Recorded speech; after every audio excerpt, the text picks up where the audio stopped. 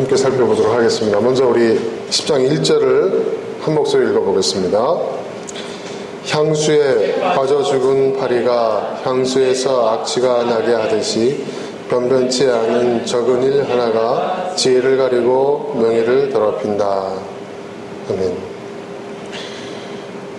작은 일 하나가 아무것도 아닌, 볼 때 변변치 않은 아주 사소한 일 하나가 지혜를 가리고 명예를 더럽힐 수 있다.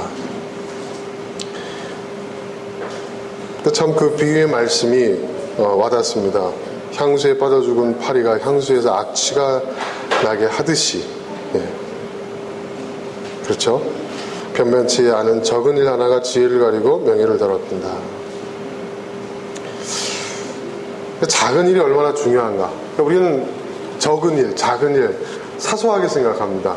그런데 사실은 그 적은 일 때문에, 그 작은 일 때문에 전체를 그르치고 지금까지 우리가 수고하고 노력했던 것들을 허사가 되게 하는 그런 일들이 정말 많은 것 같습니다.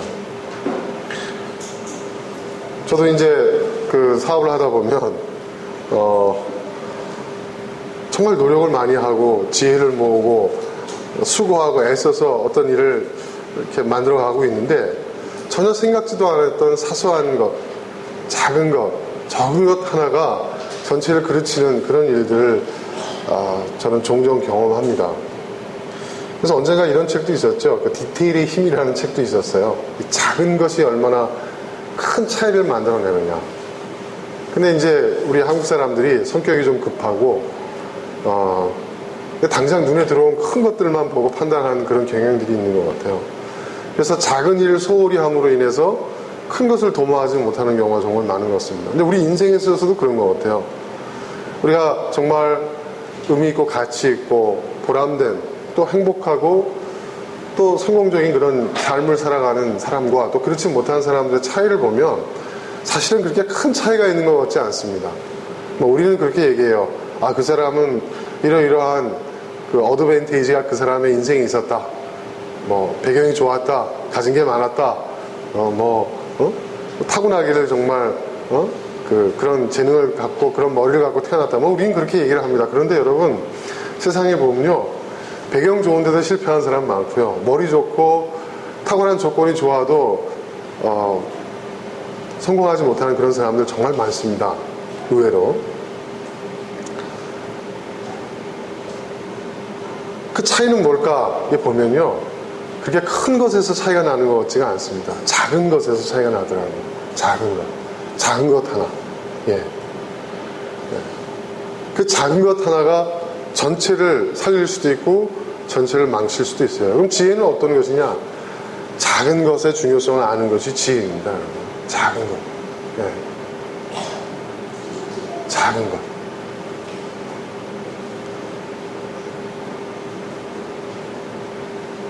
그래서 정말 지혜로운 사람은요, 어떻게 보면 굉장히 꼼꼼해 보일 수도 있고 어떻게 서심해 보일 수도 있어요. 하지만 지혜로운 사람은 그 작은 것의 소중함을 알기 때문에, 그 디테일의 그 힘을 알기 때문에 작은 것에 강한 사람이 지혜로운 사람이에요. 우리는 뭔가 이렇게 크고 당장 나타나는 어떤 결과, 눈에 보이는 이런 것만 생각하는데 그렇지 않습니다, 여러분. 작은 것이에요. 작은 것. 아주 작은 것.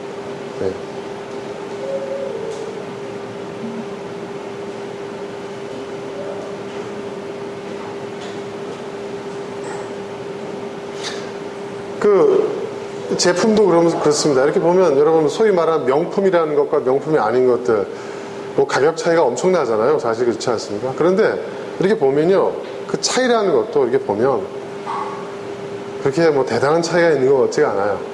바느질, 디자인의 그 디테일함, 이런 것, 그 적은 것, 그 작은 것의 그 차이가 명품과 명품이 아닌 제품을 구분하는 것 같아요.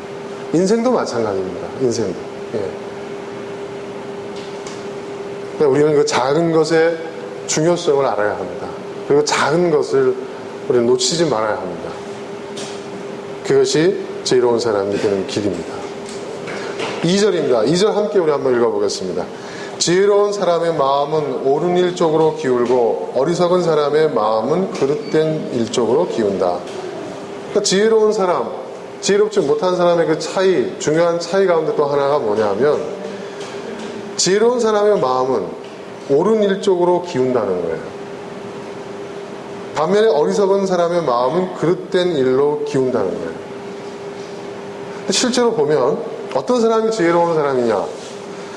지혜로운 사람은요, 자기 개인만의 유익을 추구하지 않습니다. 정말 지혜로운 사람은 모두의 유익을 구하죠. 모두의 유익을 구하면 그것은 필령 옳은 길로 향하게 돼 있어요. 자기의 유익만 구하면 그것은 그릇된 길로 기울 수밖에 없어요.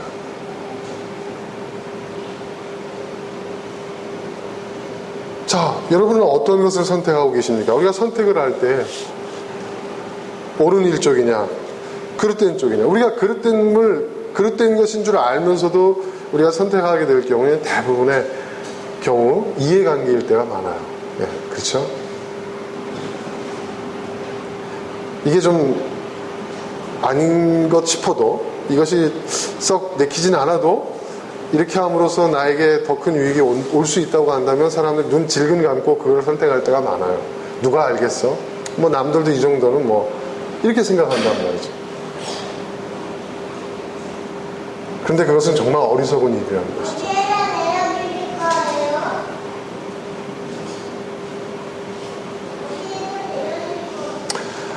지난주에 저희 그 시설에, 그 재단 시설에 뭐 좀 문제가 있어가지고 책임자를 해임을 했어요.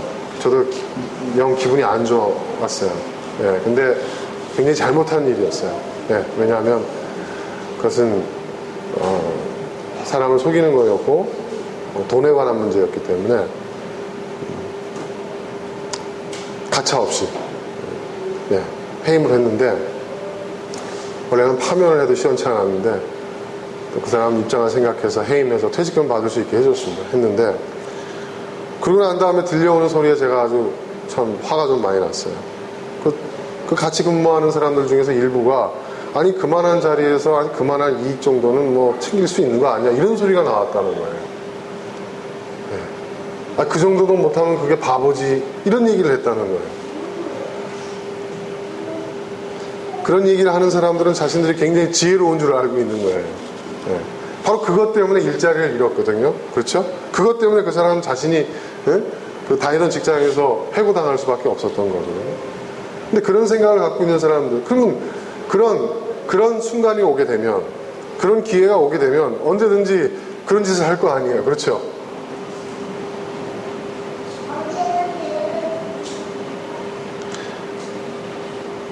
여러분, 옳은 일을 선택하는 것은요, 불편할 수 있어요.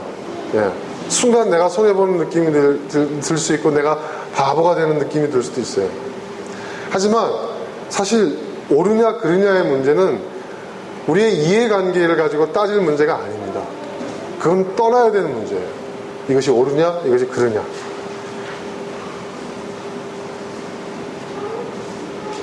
진짜 지혜로운 사람은요, 옳은 쪽으로 기울고 옳은 것을 추구하는 사람입니다. 그런 사람이야말로 지혜로운 사람입니다.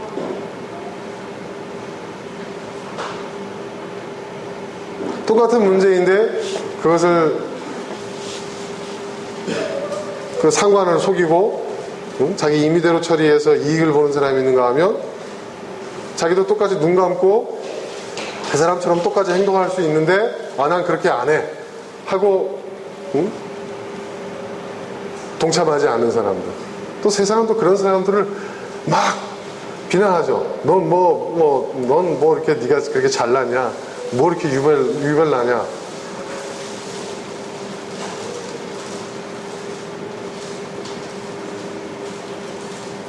누가 알아주냐? 근데 그런 사람들이 누가 알아주길 바라고 그런 선택을 하는 건 아니죠. 근데 결국은 알게 돼요. 결국은.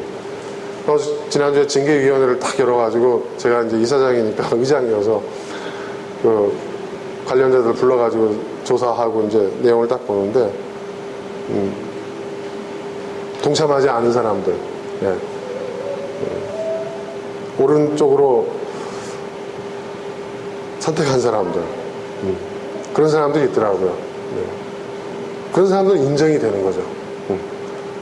앞으로 정말 누군가 정말 신뢰할 수 있고 중요한 어떤 그런 문제를, 그런 일들을 맡겨야 된다고 한다면, 그런 고난을 줘야 된다고 한다면 그런 사람들 맡기지 않겠어요? 진짜 지혜로운 것이 무엇인지를 우리는 잘 판단해야 합니다. 옳은 일을, 옳은 방향을 선택하는 것이 지혜로운 것입니다, 여러분. 3절 같이 읽어보겠습니다. 어리석은 자는 길을 갈 때에도 생각 없이 자기의 어리석음을 누구에게나 드러낸다. 또 이게 무슨 얘기냐면 2절과 연결되어 있는 내용입니다. 어리석은 자, 그러니까 어떤 자신의 어떤 유익이나 또 이해관계 때문에 그릇된 쪽을 선택하고 그릇된 쪽으로 기우는 그런 사람들, 이런 사람들 길을 갈 때, 이 길을 간다는 것은, 그러니까 성경에서 길을 간다라는 것은 주로 그 인생을 살아가는, 그 삶을 이어가는 어떤 그런 표현으로서 길을 간다라는 표현을 잘 씁니다, 성경은. 그러니까 길을 간다는 것은 그가 그의 인생을 살아갈 때에도 보면은 생각 없이 자기의 어리석음을 누구에게나 드러낸다는 거예요. 제가 예를 들었던, 어저께 제가 들었던 그 이야기, 아니 뭐 그만한 자리에서 그 정도 또 못하면 바보 아니야? 그건 자기는 지혜인 줄 알고 얘기를 하고 있지만 그것처럼 어리석은 얘기가 어디 있어요. 그리고 그 얘기가, 그 어리석음이 사람들의 입을 통해서 저희 귀에까지 전달돼 가지고 그 누가 얘기를 했어? 누구가 얘기를 했습니다. 그 얼마나 어리석은 일입니까? 사람들은요 굉장히, 참 제가 볼 때 정말 어리석은 것 같아요, 저를 포함해서. 우리가 이게 지혜라고 생각하고 있는 것들이 사실은 어리석임일 때가 많아요. 자기의 지혜를 과시한다고, 자기의 지혜를 드러낸다고 얘기를 하지만 사실은 그게 어리석음일 때가 정말 많아요.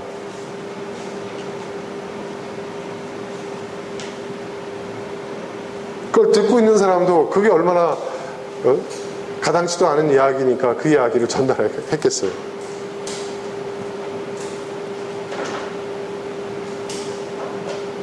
그러니까 여러분들이 누군가의 조언을 듣고자 한다면, 근데 우리가 한국 사람들은 참 이게 문제가 있어요. 뭐냐면 자기가 듣길 원하는 대답을 해줄 사람을 찾아가요.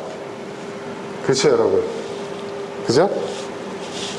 정말 원칙대로 그 일의 옳고 그름을 딱 판단해서 옳은 방향으로 조언해줄 사람을 찾기보다는 자기를 지지해줄, 그렇죠.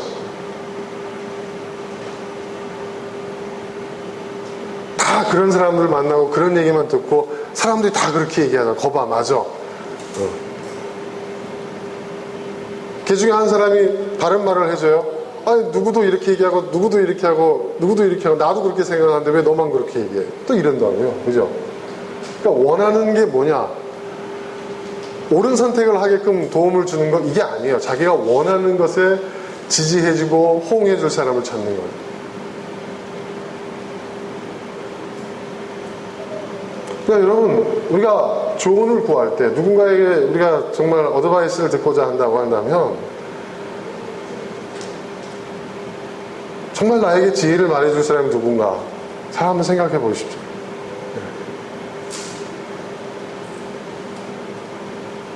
그리고 조언해준다고 해서 그 말을 다 받아들이지 마십시오.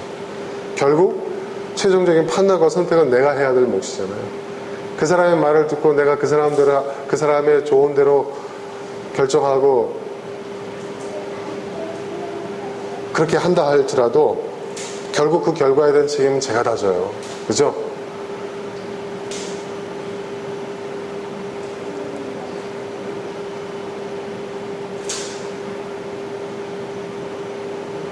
우리는 좀 더 지혜로워져요. 지혜로워진다는 것은 제일 먼저 자기 자신을 객관화시킬 수 있어야 됩니다. 자기 자신.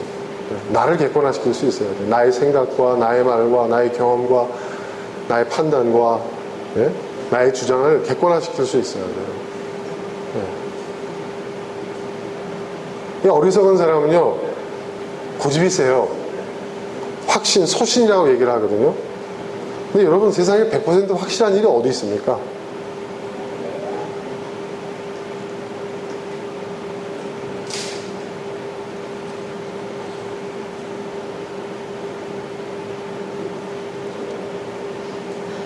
자신의 어리석음을 자신의 지혜로움으로 착각하고 있는 사람들이 많아요. 여러분들은 어떤 사람이 지혜로운 사람인가? 어떤 사람이 나에게 지혜로운 조언을 해줄 수 있고, 또 나 자신을 돌아봐서 나는 지혜로운 사람인가 어리석은 사람인가? 다른 말로 표현하면 나의 마음을 오른쪽으로 기우는가 아니면 그릇된 쪽으로 기우고 있는가?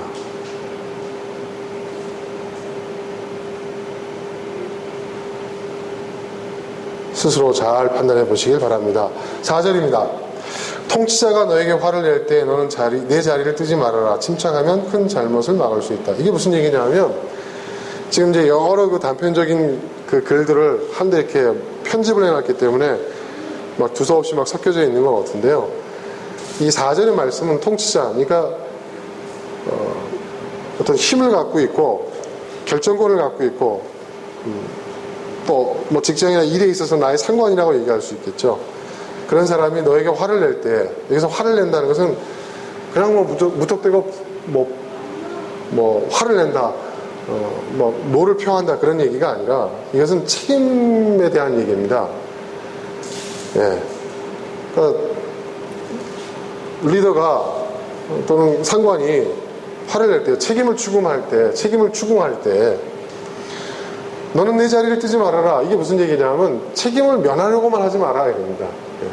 그러니까 우리는 어떤 일이 딱 터지면요, 저희 봐도 우리 직원들 봐도 그래요. 아, 그거는 무슨 과장님이 하셨습니다. 아, 이건 이대리가 처리했습니다. 이건 누가 나한테 보고를 안 했습니다. 서로 결국 뭐냐, 책임이 없는 거예요. 책임이 아무도 책임을 지지를 않아요. 예. 그러니까 책임을 지는 사람이 나타나질 않아요. 그리고 책임을 지지 않은 사람은 문제 해결도 서로에게 밀어요.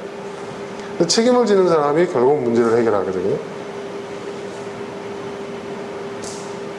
너는 네 자리를 뜨지 말아라. 이 얘기 뭐냐면 책임을 면하려고 하지 말아라. 항상 그 책임지는 자리에 사람들은 쓰기를 원하지 않죠. 자꾸 누군가에 미루죠. 여러분, 제가 이제 그 CEO로서 이렇게 일을 하다 보면 잘못될 수도 있거든요. 그 잘못됐으면 그 문제를 해결하면 됩니다. 그런데 그 문제를 어떻게 해결할 것인가를 논의하기 위해서 이 일을 결정한 사람이 누구야? 이 일 누가 처리했어? 라고 물어보면 다 아니라고 그래요. 예. 자기가 했어도 이거는 누구 때문에, 누가 시켜서, 이래서, 이렇게 얘기해요. 그러면요, 화가 나요.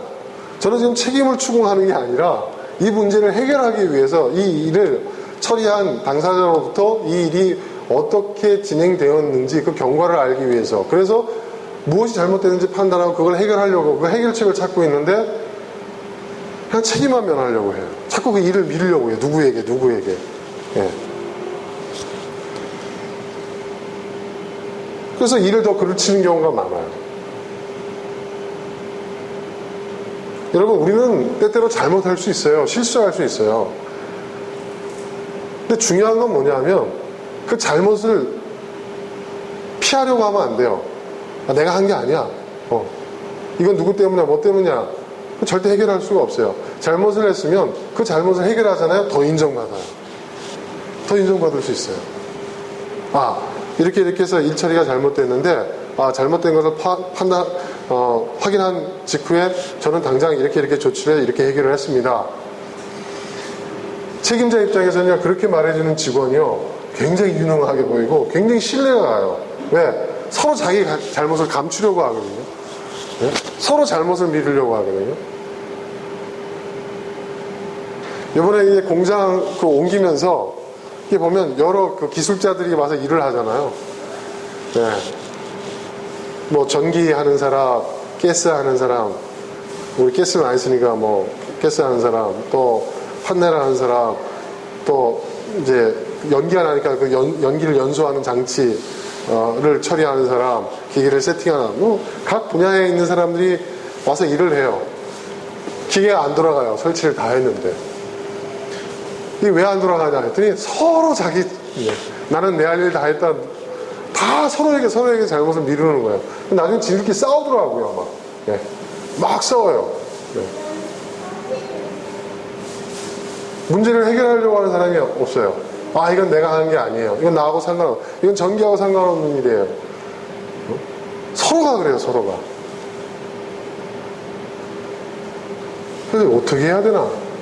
그래서 제가 그랬어요. 이 기계가 돌아가지 않는 이상 저는 나머지 공사 대금 잔금을 치러드릴 수가 없습니다. 선언을 하고 저는 와버렸어요. 그랬더니 한 3시간 뒤에 전화가 왔어요. 해결했대요. 그래서 쫓아가서 확인해 봤어요.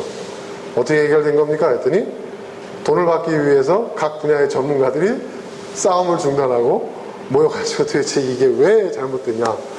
너는 어디까지 작업했어? 당신 어디까지 작업해서 서로 따지면서 결국은 그 문제를 해결했다는 거예요. 그래서 그랬어요. 진짜 그렇게 하지. 그렇게 좀 할 수 없습니까?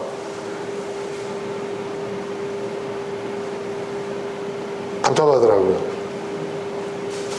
근데 여러분, 우리가 인생을 살아가는 데 있어서도 그럴 때가 많아요. 자, 우리의 통치자는 결국 하나님이시잖아요. 우리가 인생을 살아가면서 그분 앞에 잘못할 때가 있어요. 우리가 항상 선한 선택만 하는 게 아니잖아요. 우리가 죄를 지을 때가 있어요. 인간은 타고난 죄성이 있기 때문에 의인이 될 수 없어요. 그렇기 때문에 죄를 지을 수 있어요. 잘못할 수 있어요. 근데 우리는 그 잘못에 대한 책임을 스스로 져야 되고 그 잘못을 바로잡으려고 노력을 해야 되는데 그렇지 않을 때가 많아요. 끊임없이 누군가를 무언가를 탓하며 그 책임을 돌리려고 하고 그 문제도 해결하려고 하잖아요. 여러분, 정말 지혜로운 사람은요, 때로는 자기 잘못을 인정할 줄 알고 나가 그 잘못을 스스로 해결할 줄 아는 사람이 지혜로운 사람이에요.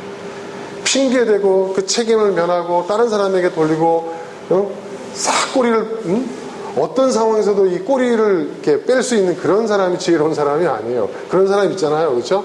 여기 보면 있어요. 네. 그런 사람이 지혜로운 사람 아니에요.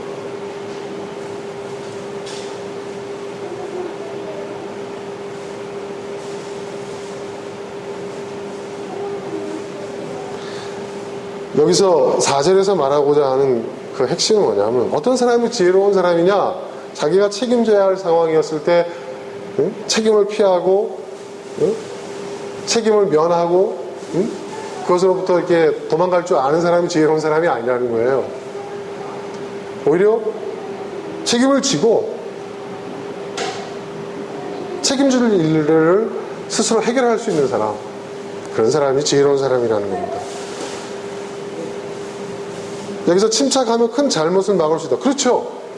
자꾸 책임을 면하려고 하고 책임에서부터 회피하려고 하니까 더 큰 잘못이 오게 되는 거예요, 여러분. 그렇지 않습니까? 저 세월호 참사도 전 그렇다고 봅니다. 세월호 참사도요, 빨리 사람들을 살리는데 초점을 맞춰야 되는데, 이 사건 수습에 누가 주체가 되냐, 군이 나서야 되느냐, 해경이 나서야 되느냐, 또 그 통제권이 누구에게 있느냐, 관할권이 누구, 이거 가지고 며칠을 보냈잖아요, 시간을요. 그렇지 않습니까? 사고가 터지자마자 바로 군대가 가서 잠수부 투입하고, 예? 서로 책임을 지려고 하지 않았잖아요. 뭔가 이렇게 적극적인 대안을 내려고 하기보다는 그러다가 잠수부가 다칠 수 있습니다. 물론 그럴 수 있겠죠. 하지만 그런 위급한 상황에서는 우리가 감안해야 될 것들, 감수해야 될 건 감수해야 되는 거 아닙니까? 초기 대응이 늦어가지고 항상 우리는 그런 게 있어요. 초기 대응이 늦어요. 초기 대응. 항상 보면 그래요. 예.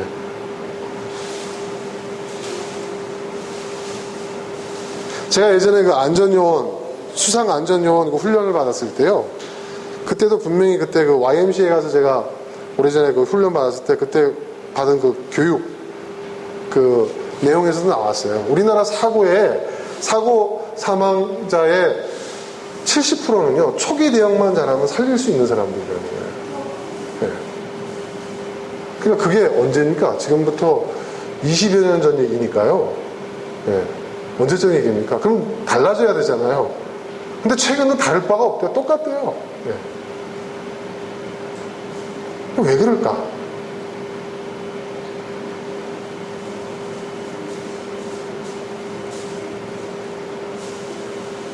책임을 모면하는 게 지혜가 아닙니다, 여러분. 책임질 줄 알고 그 책임을 다하는 게 지혜예요. 여러분, 정말 우리에게 필요한 것은 문제 해결의 능력이거든요. 문제가 없을 수 없어요, 여러분. 항상 문제. 인생은 여러분 계속 크고 작은 문제들의 연속입니다. 요즘 제가 스트레스 받지 않으려고 굉장히 노력을 해요. 스트레스 받을 일 너무 많아요. 재단에도 사건 사고가 막 계속 끊이지 않고 터지고 있죠. 회사는 회사대로 그렇죠. 여러 가지 많은 일들이 있어요. 스트레스 받지 않으려고 굉장히 애를 써요. 그런데 스트레스를 받아요. 제일 스트레스를 받는 일은 뭐냐면, 제가 이사장으로서 또 회사의 대표로서 제일 스트레스를 받는 일은 도무지 책임을 지겠다는 사람이 아무도 없어요. 네. 사건은 벌어졌는데 이 사건이 누구 때문에 벌어졌는지 아무도 자기 책임이 아니라고 얘기해요. 아무도 자기 책임이 아니라고 얘기하니까 아무도 이 문제를 해결하려고 하진 않아요. 그게 너무 힘들어요. 그러니까 제가 대표인데, 제가 이사장인데 일일이 그 현장에서 제가 이렇게 해라 저렇게 해라 다 지시를 해야 돼요. 지시하지 않으면 움직이려고 하진 않아요. 나중에 책임지라고 그럴까봐. 그러니까 아무도 믿고 일을 맡길 사람이 없어요. 리더가 없어요.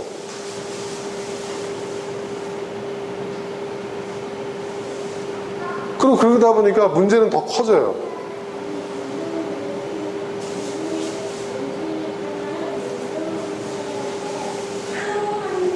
여러분, 예수님께서 십자가를 지셨다. 죄를 해결하셨다 그랬잖아요. 죄의 문제. 많은 사람들이 죄가 문제라고 얘기를 합니다. 그런데 그 죄의 문제에 대해서 그 누구도 책임지려고 하지 않았어요. 예수님이 십자가를 지셨다는 것은 바로 예수님이 죄에 대한 책임을 스스로 다 지셨잖아요. 그게 바로 십자가입니다. 그런데 주님께서 뭐라고 말씀하셨냐면, 너희도 십자가를 져라. 그렇게 말씀하십니다.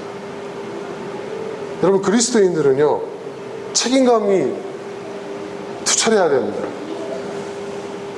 그건 나하고 상관없는 일이야? 아닙니다. 예전에 그 천주교에서 그런 캠페인을 했었죠. 내 탓이요. 내 탓이란 말은 뭡니까? 내 책임입니다라는 얘기잖아요. 저는 그게 정말 마음에 와닿았어요. 네. 내 탓이요. 내 책임이라는 것이죠.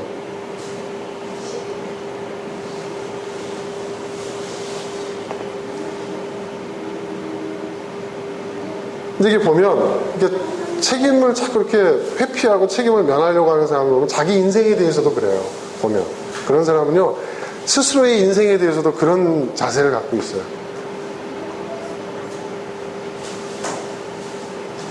내가 더 행복하지 못한 거, 내 인생이 더 의미있고 가치 인생이 되지 못한 것도 다 남 탓이야. 그런 사람들 가만 보면.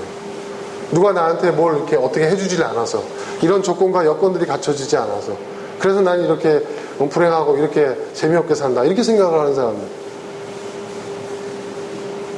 여러분, 주인의식을 갖는다는 것, 주체의식을 갖는다는 것은요, 딴 게 아니에요. 책임감이에요, 책임감. 누가 리더냐? 책임감을 느끼는 사람을 리더예요.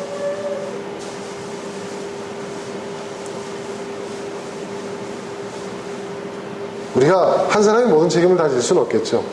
그런 사람이 늘어갈 때, 책임감을 느끼는 사람들이 늘어갈 때, 그들이 바로 함께 힘을 합해서 우리의 인생의 문제, 우리의 세상의 문제, 삶의 문제들을 해결해 나갈 수가 있는 거예요. 아무도 그 자본주의 시장 체제의 문제도 그거 아니에요? 계속해서 양극화되고 있어요. 계속해서 극빈자들이 양성되고 있어요. 계속해서 요번에 그 월드컵도 보세요, 여러분. 월드컵. 예? 그 월드컵 그 축구볼, 그 어느 그 칼럼니스트가 쓴 글을 제가 읽어보니까 그 축구볼 하나에 얼마인 줄 아세요, 여러분? 그 진품 하나 살려면은 그 공 하나가 지금 뭐 40만원, 50만원 한다고 하더라고요. 축구화 같은 경우는 뭐 말할 것도 없고. 예? 한정판 해가지고 하는 거는 뭐 몇백만원씩 하더라고요. 근데 정작 그 축구공을 손으로 꾸미는 거 아닙니까? 그렇죠? 그게. 예? 수제 바느질을 하는 거잖아요. 그걸 하는 그 네팔이나 파키스탄의 그 어린 아이들 하루 임금이 얼마인지, 1달러 이하잖아요. 그런 아이들.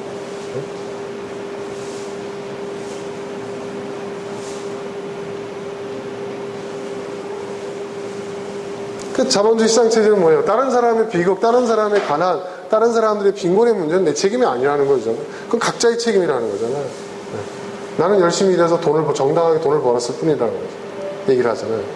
그런데 무슨 대안이 나오겠어요?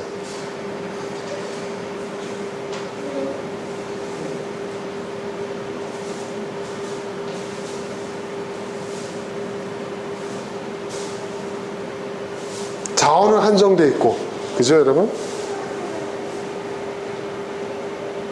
그것을 가장 이상적으로 분배해야 되는데 자본주의 체제에서는 그게 어렵지 않아요. 그래서 그 대안으로 나오는 것이 공동체적 자본주의, 예? 뭐 그런 여러 가지 시도들이 있잖아요. 저도 그런 시도를 하고 있는 사람 가운데 하나인데요. 정말 쉽지 않아요. 책임감을 느끼지 않으면 할 수가 없는 거예요.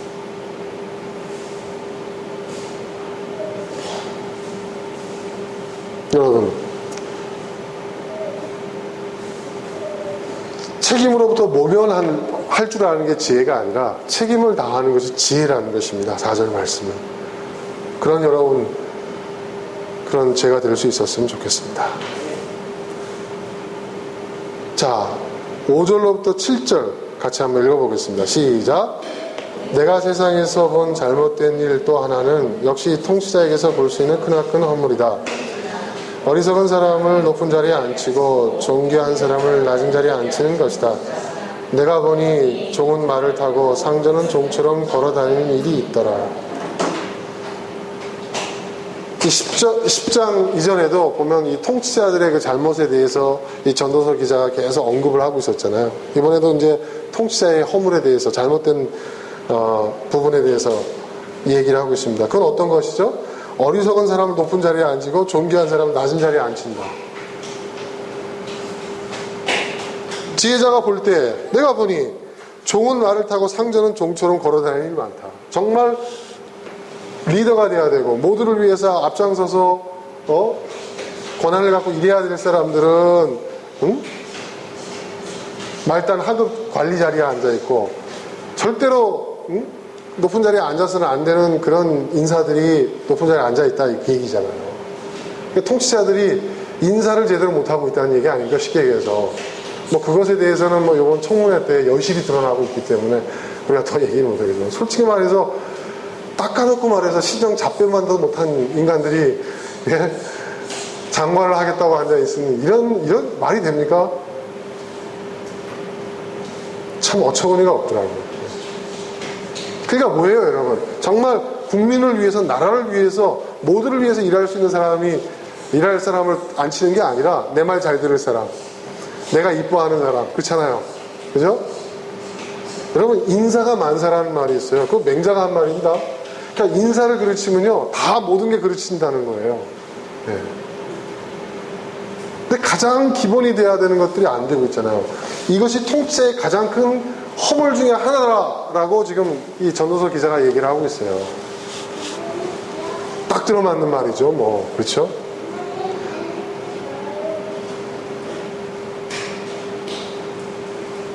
제가 봐도 그래요.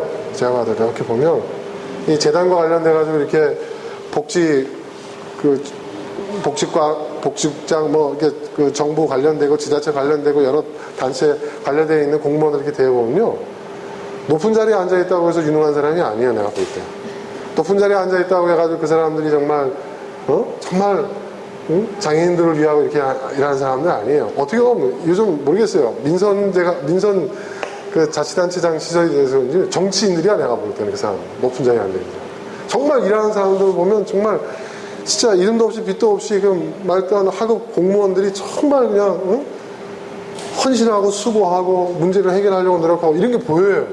순수성이 보여요. 진정성이 보여요. 내가 볼 때는 야, 저 사람이 그 자리에 가야 될 텐데. 그래서 제가 한번 우연히 식사하는 자리에 그 고위 자리에 앉아있는 사람한테 누구를 좀 칭찬했어요. 그 주님 참 일 열심히 하고 성실히 하고 정말 장애인들을 위한 그 마음이 투철하다 그랬더니 뭐라 얘기하는지 아세요? 그 양반이, 그 국장이 이 설교를 안 듣겠죠? 뭐라고 얘기하냐. 아직 어려서 그래요. 짬밥을 자기만큼 먹어버려요. 그래서 그래요? 이거 말았습니다. 거기다 대고 무슨 얘기를 하겠어요? 그 뭔가 시스템 때문에 그렇게 된다면 그 시스템을 고쳐야 되지 않겠어요, 여러분? 뭐 하긴 뭐 장관 자리도 뭐 그러고 있는데 지금 청문회 보세요. 청문회, 인사청문회 어처구니 없지 않습니까, 여러분? 어처구니가 없지 않아요? 네? 정말 저는 국민을 얼마나 우습게 여기는 겁니까, 여러분? 국민을 정말 우습게 여기는 거예요. 국민을 바보로 하는 거죠, 여러분.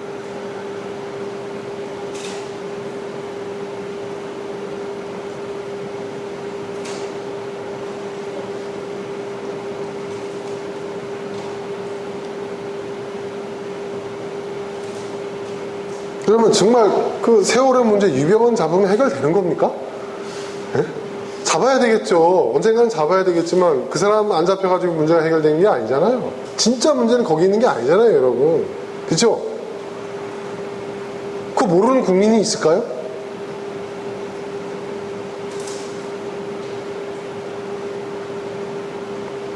제가 이번 여름에 그 제주도에 가서 자전거 하이킹을 한번 하려고 했어요. 우리 가족들 데리고.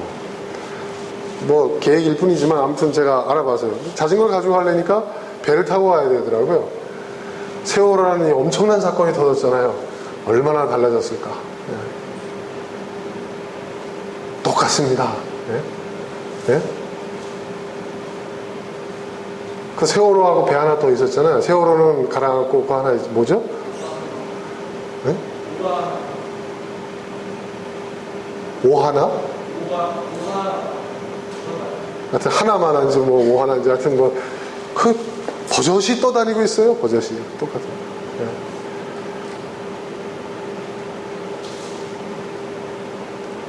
뉴스를 이렇게 보면은 그 세월호 이후에 얼마나 달라졌는가 똑같아요. 여전히 구명정은 펴지지 않고 있고 도대체 그 엄청난 사람들 그 꽃다운 그 어린아이들 정말 생각만 해도 가슴이 아픈 그 희생이 있었는데도 이 나라가 국상이 벌어졌다고 얘기까지 했는데 뭐가 달라졌어요? 도대체 뭐가 달랐어요? 똑같아요.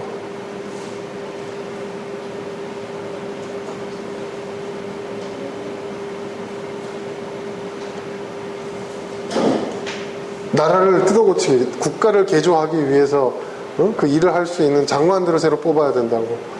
그럼 장관이 안 뽑혀서 그렇게 지금 못하고 있는 건가요? 뽑겠다는 그 장관, 그 사람은 난 더 큰 사고 칠 것 같아요, 나중에 보면. 뽑아놓으면.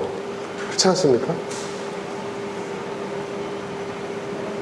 여러분, 책임 있는 사람이 해야 될 가장 큰 중요한 일은요, 인사입니다.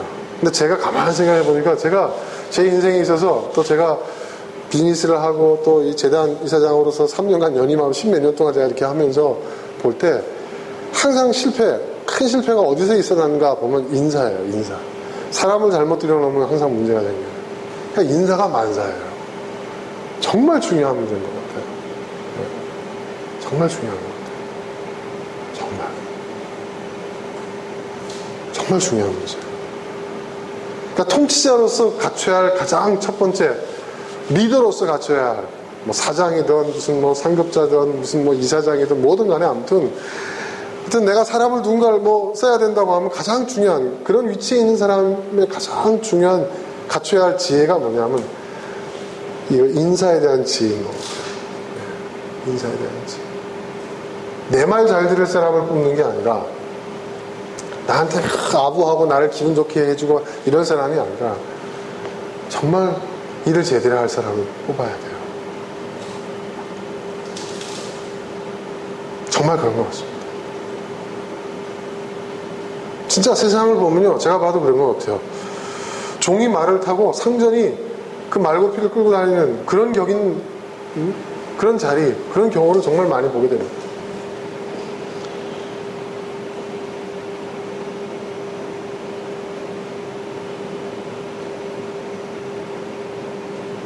자, 그 다음 8절부터 11절까지 우리 한번 쭉 한번 읽어보겠습니다. 제가 상당히 좋아하는 전도서 말씀 가운데 하나인데요. 8절부터 11절까지 함께 한번 읽어보도록 하겠습니다. 시작. 구덩이를 파는 자는 거기에 빠질 수가 있고 담을 허무는 자는 뱀에게 물릴 수가 있다. 돌을 떠내는 자는 돌에 다칠 수가 있고 나무를 패는 자는 나무에 다칠 수가 있다. 도끼가 무딘데도 그 날을 갈지 않고 쓰면 힘이 더 든다.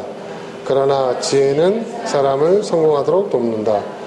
뱀을 부리지도 못하고 뱀에게 물리면 뱀을 부린다는 그 사람은 쓸데가 없다. 아, 이게 무슨 얘기일까요? 무슨 선문답도 아니고. 근데 이게 사실 선문답이에요. 여러분, 유대교에도요, 우리 불교에만 선문답이 있는 게 아니라 유대교에도 그런 게 있어요. 여러분 한번 들어보세요.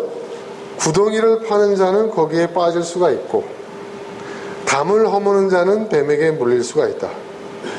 돌을 떠내는 자는 그 돌에 다칠 수가 있고 나무를 패는 자는 나무에 다칠 수가 있다.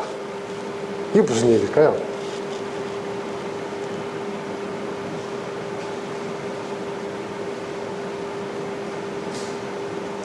도끼가 무딘데도 그 날을 갈지 않고 쓰면 힘이 더 든다. 그러나 지혜는 사람을 성공하도록 돕는다.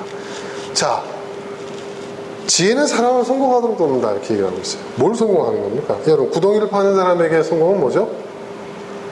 구덩이를 파는 사람이 있어요. 구덩이를 파는 사람의 성공은 뭡니까? 예? 구덩이를 다 파는 거죠? 무슨 말인지 아시죠, 여러분?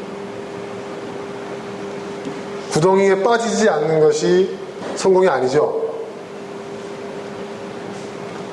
여러분, 담을 허무는 자에게, 막힌 담을 허무는 자에게 성공은 뭐죠? 그 담을 다 허무는 거죠. 예. 그 담을 허물었기 때문에 담이 없어서 기어 들어온 뱀에게 물리지 않는 것이 성공은 아니죠, 여러분. 자, 돌을 떠내요. 그냥 길에 박힌 큰 돌이 있어요. 사람들이 그 돌 때문에, 그 바위 때문에 돌아가야 돼요. 근데 그 돌을 떠내는 사람, 그 돌을 드러내야 되는데 그 돌을 캐내는 사람에게 성공은 뭐예요? 그 돌을 완전히 캐내는 거죠. 캐내다 잘못해가지고 그 돌 때문에 다치지 않는 것이 성공은 아니죠. 자, 나무를 패요. 이 나무로 집을 지을 수도 있고 강을 건너는 배를 지을 수도 있고 뭐 다리를 지을 수도 있어요. 이 나무를 패는데, 아무튼 이 나무를 패는 자의 성공은 뭐야? 그 나무를 잘, 자기의 목적을 위해 쓰일 그 나무를 잘 베는 거죠. 베다가 잘못해서 그 나무에 다치지 않는 것이 성공은 아니죠. 무슨 말인지 아시겠습니까, 여러분? 자, 여러분, 우리가 인생을 살아가면서 우리가 목적한 바를 이루는 것이 성공이잖아요. 근데 우리는 가끔 착각에 빠질 때가 있어요. 자, 구덩이를 파요. 구덩이를 잘 파내는 것이 성공이에요. 근데 우리는 뭐예요? 자기가 파는 그 구덩이에 빠지지 않는 것을 성공이라고 착각할 때가 많다는 거예요. 담을 허물어요. 예. 담을 끝까지 깨끗하게 잘 허물면 돼요. 그런데 담을 허물었기 때문에 경계가 없어서 기어들어온 뱀들, 특히 이 이스라엘적인 뱀이 많잖아요. 해로운 짐승들이 많아요. 그 물리는 그런 사고가 발생할 수 있어요. 그거는 담을 허무는 자가 감수해야 할 일이에요. 그죠? 무슨 말인지 아시겠습니까, 여러분? 구덩이를 파는 자는 구덩이를 파다가 잘못 발을 헛디뎌서 자기가 판 구덩이에 빠질 수가 있어요. 다리를 삘 수도 있고 어디가 부러질 수도 있어요. 하지만 그것은 구덩이를 파는 자가 감수해야 할 위험이에요. 감수해야 할 일이에요. 담을 허무는 자도 마찬가지예요. 담을 허물어요. 담을 허물었기 때문에, 막힌 담을 허물었기 때문에 시원하고 좋아 보이지만은 담을 허물로 인해서 경계가 없어서 뱀이 기어들어 물는 그런 사고가 벌어질 수도 있어요. 하지만 그것은 담을 허무는 자가 감수해야 할 일이에요. 자, 바위를 떠내는 자가 있어요. 돌을 떠내는 거예요. 예. 근데 이 돌을 캐내다가 잘못해서 그 돌에 깔릴 수도 있고 다칠 수도 있어요. 그것은 돌을 떠내는 자, 돌을 캐내는 자가 감수해야 할 일이라는 것이죠. 나무를 패는 자, 나무를 패다가 다칠 수 있어요. 다칠 수 있죠. 다치지 않으면 좋겠지만 다칠 수 있죠. 하지만 나무를 베는 자가 감수해야 할 일입니다. 이게 무슨 말인 줄 아세요? 지혜는 우리가 감수해야 할 일을 감수하지 않아도 되는 것을 가리키는 게 지혜가 아니라는 거예요. 이해되시겠어요? 지혜는 뭐예요? 사람을 성공할 것. 성공이, 여기서 성공이란 목적한 바를 이루도록 돕는 것이 지혜라는 거예요. 다치지 않으면 좋죠. 하지만 우리가 뭔가 의미 있고 가치 있는 일을 이루고자 할 때는요, 반드시 우리가 감수해야 할 위험들이 따릅니다. 우리가 감수해야 할 것들을 감수하려고 하지 않을 때 목적한 바를 이루지 않을 때가 많아요. 그럴 때 우리가 하는 얘기가 있죠. 뭐죠? 아, 다치지 않았으니까 됐어. 이런단 말이에요. 그럼 애초에 그 일을 하지 말지. 그렇지 않습니까, 여러분?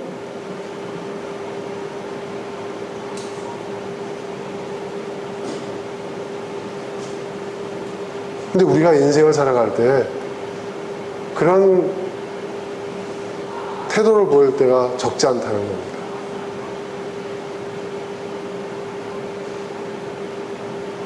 여러분, 세상의 이 모든 일들을 보세요. 위험을 감수하지 않고 얻을 수 있는 것이 있을까요? 위험을 감수하지 않고 이룰 수 있는 일들이 있을까요? 없습니다. 최근에 우리 교회에 아이들이 많이 태어났는데요. 그 산모가 얼마나 많은 것들을 감수합니까? 그렇죠? 그렇죠? 지난주에 우리 그 태어난 그 쌍둥이 아빠가 저한테 그러더라고요. 아유, 목사님 이제 어떻게 먹이 살리죠? 나한테 그래. 그 특유의 말도 있잖아요. 서정민 형제. 눈앞이 깜깜해요. 이러더라고요. 이제 가장으로서, 아버지로서, 남편으로서 감수해야 할 거죠. 근데 우리가 감수해야 될 것을 감수하지 않으면 어떻게 됩니까? 더 큰 불행이 와요. 더 큰 문제가 발생해요. 여러분, 세상에 가치 있고 의미 있는 일일수록, 세상을 이롭게 하고 세상을 더 아름답게 만드는 일일수록 감수해야 될 일들이 너무나 많습니다. 손해일 수도 있고 희생일 수도 있어요. 근데 우리는 그것을 감수하려고 하지 않아요. 그것을 감수하지 않아도 되는 걸로 알고 있고 감수하지 않을 줄 알면 그게 지혜롭다고 생각해요. 근데 지혜는 그게 아니라는 거죠. 지혜는 우리가 감수해야 될 걸 감수하면서 우리가 목적하는 바를 이루게 하는 것이 지혜라는 거예요. 그게 진짜 지혜라는 겁니다.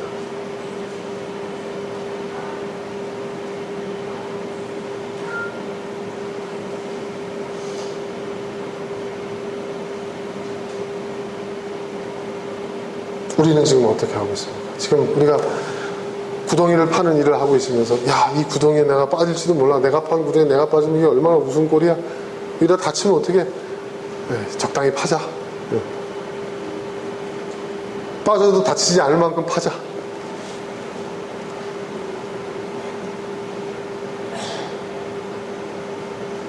내가 지금 담을 허물고 있는데, 야, 이 담을 허물었다가 막 해충들이 들어오고 막 벌레들이 들어오고 뱀이 기어들어와서 그게 물리면 어떡하지? 적당히 하자.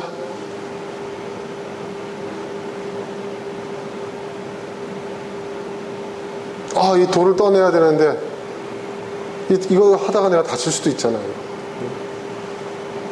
적당히 하자.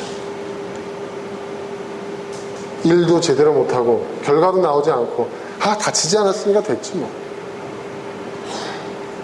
내가 우려하던 일이 생기지 않았으니까 이 정도면 됐지. 우린 그렇게 생각하고 산다는 거예요. 근데 그건 결코 우리가 목적한 바를 이룬 게 아니죠. 그렇죠, 여러분?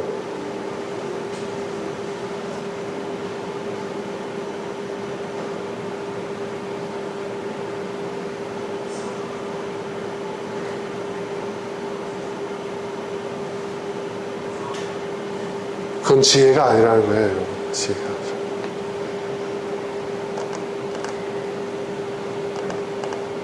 여러분, 우리가 뭔가 목적한 바가 있고 그 목적한 바를 이루는 과정 속에서 우리가 감수해야 할 일이 있다고 한다면 그것이 손해일 수도 있고 불편함일 수도 있고 때로는 희생일 수도 있어요. 하지만 그 목적을 위해서 기꺼이 그것을 감수할 줄 아는 것, 그게 지혜입니다. 그게 지혜입니다.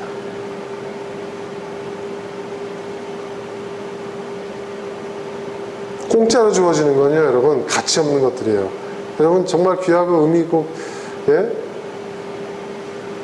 가치 있는 것 가운데 공짜로 주어지는 거 봤어요, 여러분? 예? 예전에 한번 홍대에서요, 이런 일이 있었어요. 제가 직원들이랑 같이 밥 먹으러 이렇게 가는데, 길거리에서 무슨 뭐 홍대 무슨 클럽들 많잖아요. 클럽에 가서 오신 분들에게 다이아몬드를 드립니다 하면서 길거리에서 막 다이아몬드를 막 나눠주는 거예요. 근데 아무도 안 받아요. 예. 막 쫓아가서 준다고 해도 안 받아요. 사람들이 아는 거죠. 야, 진짜를 공짜로 주겠어? 역시 가짜죠. 큐빅이죠. 예. 거저 주어지는 것은 가치 없는 것들입니다. 예, 그러면 어떤 분은 그런 얘기해요. 우리의 구원도 거저 준 거잖아요. 은혜로 거저 주신 거죠. 여러 번 얘기했지만 거저가 아닌데, 여러분. 우리를 은혜로 구원하시기 위해서 하나님의 아드님이 죽으셔야 했어요. 하나님은 자신의 전부를 희생시켜서 우리를 구원하신 거예요. 은혜로 구원받았다는 게 공짜로 거저 얼렁뚱땅 넘어갔다는 얘기가 아닙니다. 우리는 그런 생각을 할 때가 많아요. 그래서 그렇잖아요. 교회에서도 흔히 쓰는, 야, 우리 은혜로 넘어갑시다, 이런 얘기예요. 그 얼마나 그 은혜를 값싸게 만드는 겁니까? 그 은혜라는 말이 얼마나 엄청난 말인데.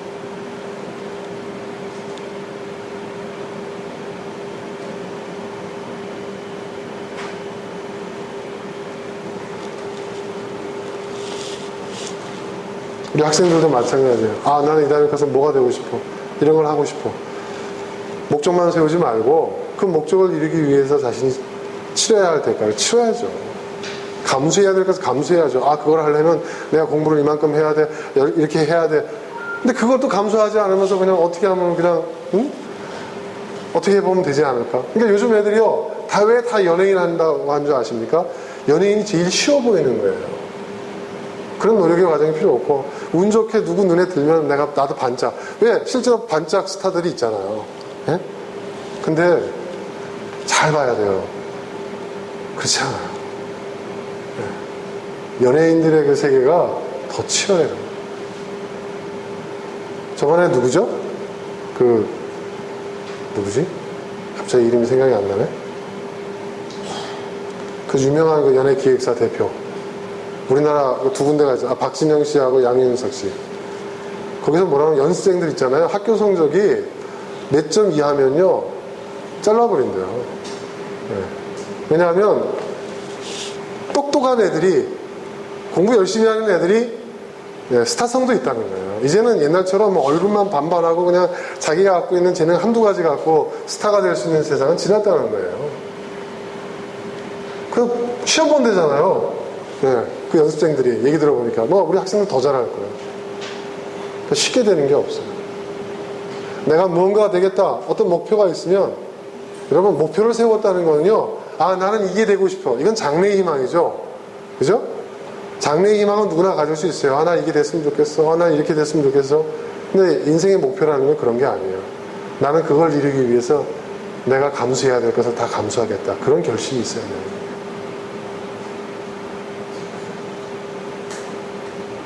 또 그런 것이 분명히 있어야 돼요. 세상에 공짜로 주어지는 것 다 의미 없고 가치 없는 것들이에요. 부모님은 나도 그냥 사랑하시잖아요. 부모님이 여러분을 사랑하기 위해서, 여러분을 낳고 기르고 이렇게 사랑으로 보살피기 위해서 얼마나 많은 걸 희생해야 되는지 여러분 모르시죠? 나중에 부모가 돼봐야 압니다. 예. 부모님들도 여러분 나이 때는 몰랐어요. 죄진 거 아니야. 내가 고개 숙이라는 소리 하는 건 아니니까. 몰랐어요. 근데 정말 그렇더라고요. 아마 여러분들도 아마 그걸 느낄 거예요, 나중에. 예전에 저는 그랬어요. 저희 부모님한테, 특히 저희 아버님한테 반항했을 때, 제가 한참 혈기왕성하고, 굉장히 반항적이었는데, 그때 제 아버님한테 제가 그렇게 얘기했거든요. 왜 그렇게 사세요? 그런 얘기를 한 적이 있어요. 그래서 저희 아버님 가슴에 대못을 박은 적이 있어요. 근데 지금 요즘 와서는요, 제 아버님이 그냥 존경스러워요. 그냥 제가 뭐라고 얘기하는 줄 아세요? 옛날에는 왜 그렇게 사셨어요? 이렇게 얘기하는데, 요즘은 어떻게 그렇게 사셨어요? 어떻게 그렇게 사셨어요? 나는 그렇게 살 수 있을까? 진심으로 존경하는 마음이 생겨요. 여러분들도 그렇게 될 겁니다. 머지않아서. 여러분, 기꺼이 내가 목적하는 바를 위해서, 내가 목표하는 바를 위해서, 나의 희망을 위해서, 그것이 어떤 것이든 보다 의미있고 가치 있는 미래를 위해서 내가 감수해야 될 것을 기꺼이 감수하며 그것을 이루어 나가는 그런 사람이 정말 지혜로운 사람이에요. 그런데 여기서 한 가지 더 팁이 있죠. 여기 뭐라고 얘기합니까? 자, 10절에서 얘기해요. 도끼가 무딘데도 그날을 갈지 않고 쓰면 힘이 더 든다. 이 말은 뭘까요? 나무를 패는데, 나무를 패다가 내가 패는 그 나무 때문에 내가 다칠 수는 있어요. 그걸 감수하고 나무를 패는데, 기왕 나무를 패는 거라면 그 날을 갈라는 거예요. 이해되십니까? 네. 그러니까 우리가 기꺼이 감수해야 될 것은 감수하면서 그 일을 하지만 무턱대고 우리가 그냥 무대뽀로 그걸 감수하겠다고 그러지 말라는 거예요. 예. 피할 수 있으면 피하는 거죠. 효과적으로. 예. 예방할 수 있는 예방하고 대비하고 하는 그런 지혜도 필요하다는 겁니다. 전도서에서 말하는 이 지혜가 굉장히 실제적인 거예요. 그런 저와 여러분이 될 수 있었으면 좋겠습니다. 자, 11절. 11절은 뭐냐? 이게 무슨 얘기냐 하면 재밌는 얘기입니다. 뱀을 부리지도 못하고 뱀에게 물리면 뱀을 부린다는 그 사람은 쓸데가 없다. 이게 무슨 얘기냐 하면, 과거에 그 팔레스타인 지역에는요, 뱀이 워낙 많아가지고요, 이제, 지금 우리나라에서 옛날에 이런 게 있잖아요. 요즘 비유를 하나 든다면, 요즘 가뭄이 들어가지고 벌들이 많다면서요, 벌. 그죠? 그래가지고 119만 갖고는 벌을 다 해결할 수가 없어가지고요. 이 양봉하는 사람들이 요즘 꿀채치도 시원치 않고 하니까 이 벌집을 처리하는 거를 돈 받고 일을 한대요. 그래서 전화하면 와가지고 출장비 받고 이거 하는 게 있는데, 재밌는 건 뭐냐면 그 돈 받고 벌집을 이렇게 처리하려고 온 사람들이 벌에 쏘여가지고 119에 실려가는 그런 일들이 종종 발생한다는 거예요. 네. 전문가랍시고 불렀는데 해결을 못한 거죠. 그건 마찬가지예요. 그 당시 고대 팔레스타인 중에 뱀이 워낙 많아가지고요, 뱀을 잡아주는 사람이 있었답니다. 그래가지고 집에서 여자들 일하다가 뱀이 막 나타나잖아요. 그러면 그 뱀 사냥꾼을 부르는 거예요. 그런 사람을 뱀을 부리는 사람이라고 그랬대요. 그럼 뱀을 잡으니까. 근데 그런 사람인 줄 알고 불렀는데 뱀에 물려버린 거예요. 쓸데없는 사람이죠. 이게 무슨 얘기인 줄 아세요?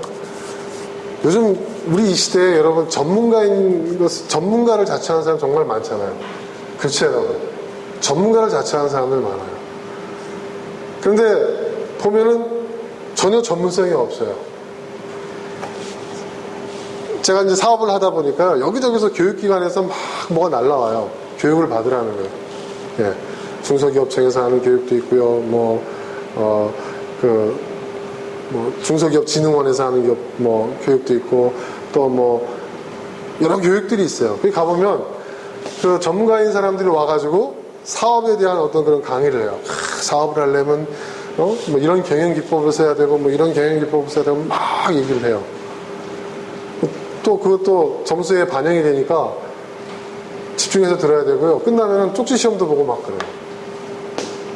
그런 걸 막 하는데, 한번 대도 않은 소리를 해요. 제가 가만히 들어도. 그랬더니 어느 그 나이 드신 그 사장님이 질문하는 거예요. 강사 양반, 당신은 사업 경험이 있어? 물어보는 거예요. 그럼 얼굴이 빨개지더라고요.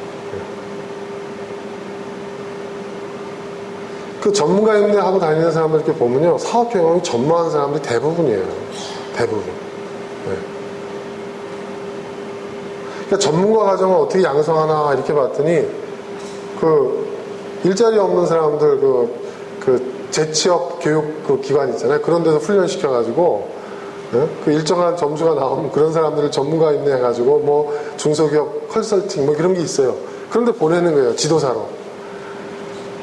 경영을 지도한다는 거예요.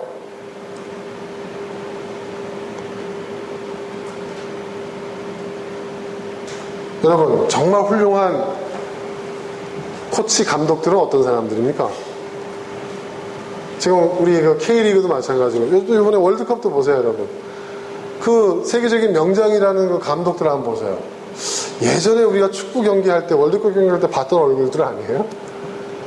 뛰어난 선수가, 여러분, 훌륭한 코치 감독이 될 수가 있는 거예요. 100% 확실하냐?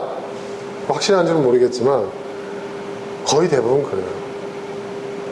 근데 우리 주변에 보면요, 이 선무당의 사람들하고 이 전문가 행세를 하는 사람들이 일을 그칠 때가 정말 많은 것 같아요. 네.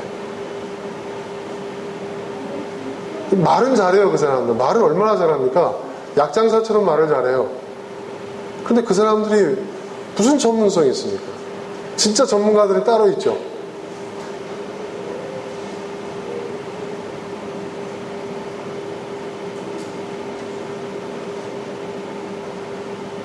여러분, 우리가 정말 뱀을 부릴 줄 아는 사람을 찾아야 됩니다.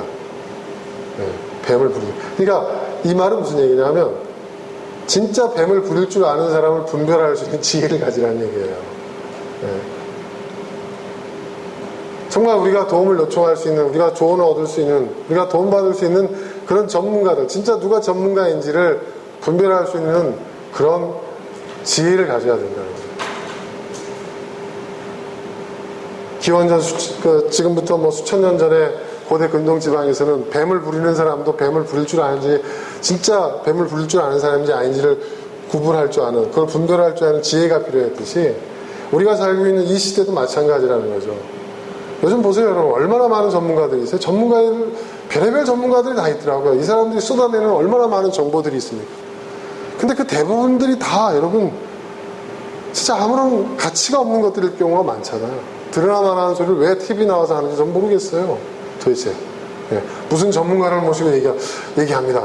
아니, 저런 전문가도 있었나? 저런 분야도 있었나? 또 들어보면 드러나만 하는 소리를 하고 있어요. 예. 인터넷 검색해보세요. 뭘 어떤 걸 하나 얻으려고 하면요. 요즘 제가 자전거에 관심이 있으니까 자전거를 하나 치더라도요. 자전거에 웬 전문가들이 이렇게 많은지 모르겠어요. 예. 분야별로 있어요. 로드 바이크, 로드 사이클, 뭐 MTB 바이크 뭐 하면서 뭐 그것도 또 세분화돼가지고 그만한 전문성이 추적되어 있는 그 전문 분야도 아닌데도 불구하고. 근데 우리가 살아가는 그 외 분야에서도 보면 다 그렇습니다. 요즘 보면 그렇다면서요. 요즘 젊은 사람들. 인터넷 검색을 해가지고 인터넷 검색에서 나오는 그 정보를 가지고 다 한다는 거예요. 다. 네? 그게 얼마나 위험한 일입니까? 그거 잘못하면요, 여러분, 진짜 영종대교를 자전거 타고 건널 수도 있어요. 네? 목숨 거는 결과가 나올 수도 있어요. 그것도 지혜가 필요한 것 같아요. 이 전문가를, 그리고 그 전문가 인내하고 하는 사람들이 쏟아내는 그 수많은 그 정보들을 분별할 줄 아는 지혜도 우리에게 필요한 것 같습니다. 여러분, 검증을 해야 됩니다. 진짜 검증. 무턱대고 믿으면 안 됩니다. 내가 뱀을 잡을 줄 아는 사람이 오면 뱀 잡아봐. 뱀을 잡은 경력이 있어? 몇 마리나 잡았어? 이걸 따져봐야 되듯이 우리가 접하게 되는 그 수많은 정보들, 그걸 검증해 봐야 됩니다. 아, 이게 전문가가 그랬대 하고 무조건 믿지 마세요. 요즘 여러분 젊은 여성들이 가장 건강을 해치는 게 뭔지 아십니까? 다이어트. 네. 이 다이어트 관련된 전문가가 여러분 얼마나 많습니까, 우리나라에. 그들이 말하고 있는 그 수많은 그 정보들, 그 무턱대고 따라했다 건강을 해치는 사람들이 얼마나 많아요? 요즘 여러분 농담이 아니라 젊은 여성들이, 불임 여성들이 이렇게 늘어나고 있대요. 근데 그게 대학병원 그 교수님이, 산부인과 교수님 나와서 하시는 말씀이, 잘못된 다이어트가 여성 불임의 큰 원인이 돼가고 있대요, 지금. 심각한 얘기 아니에요? 네?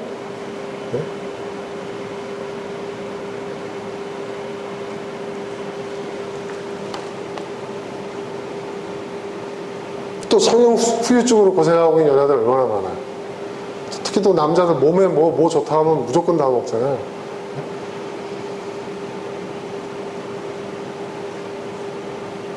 이 보면 지금 우리는 정말 정부의 홍수 속에서 살고 있는 것 같습니다. 수많은 전문가를 자처하는 사람들이 쏟아내고 있는 그 정보의 홍수 속에서 우리는 정신을 바짝 차려야 될 것 같습니다. 네. 그것을 분별할 줄 아는 지혜를 우리가 갖출 수 있었으면 좋겠습니다. 자, 오늘 11절까지 함께 살펴보았습니다. 오늘 함께 살펴보는 말씀, 정말 실질적인 말씀들인 것 같습니다. 우리가 살아가면서 우리의 실생활에 정말 필요한 그러한 지혜들인 것 같습니다. 그리고 또 우리의 어떤 나태함과 또 우리의 그 잘못된 부분들을 일깨우는 그런 말씀들도 있었습니다. 오늘 이 말씀 붙잡고 이 시간에 함께 기도하겠습니다.